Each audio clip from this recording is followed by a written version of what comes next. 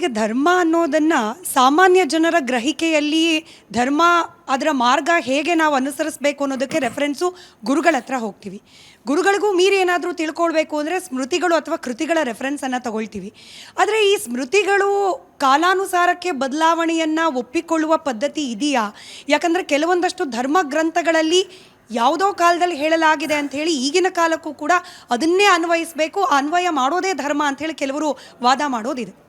ಒಂದು ಸಣ್ಣ ಇಲ್ಲಿದೆ, ಒಂದು ಮೊದಲೆಲ್ಲ ನಮ್ಮ ಮೀಡಿಯಾದಲ್ಲಿ LED ಎಲ್ಲ ಇರಲಿಲ್ಲಲ್ಲ, ಈ ಥರದ ಕ್ಯಾಮ್ರಾಗಳು ಯೂಸ್ ಮಾಡ್ತಿಲ್ಲ, ಬದಲಾಗಿದ್ದೀವಿ ತಾನೇ, ಆಗಿದ್ದೀವಿ ಅಂದ್ಕೊಳ್ತೀವಿ. ಅದೇ ಸ್ಮೃತಿ ಯಾವುದು ಕಾಲಕ್ಕೆ ಅನುಸಾರವಾಗಿ ಬದಲಾವಣೆಗೆ ಒಳಪಡುತ್ತೆ. ಶ್ರುತಿ ಬದಲಾಗಲ್ಲ.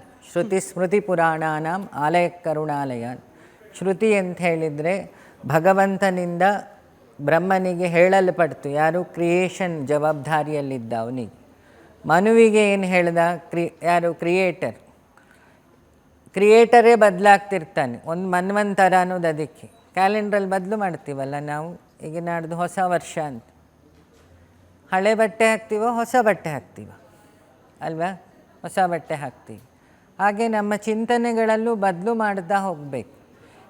ಈ ಕಾಲ ಧರ್ಮ ದೇಶ ಇದನ್ನು ಮೂರೂ ಹೇಳಿದ್ದಾನೆ ಕೃಷ್ಣ ಅಲ್ವಾ? ಹಿಂದೆ ಕೃಷ್ಣ ಕೊಳಲಿಡ್ಕೊಂಡಿದ್ದ ಒಂದು ಅವತಾರದಲ್ಲಿ, ಹಿಂದೆ ರಾಮ ಬಿಲ್ಲಿಡ್ಕೊಂಡಿದ್ದ ಅಲ್ವಾ?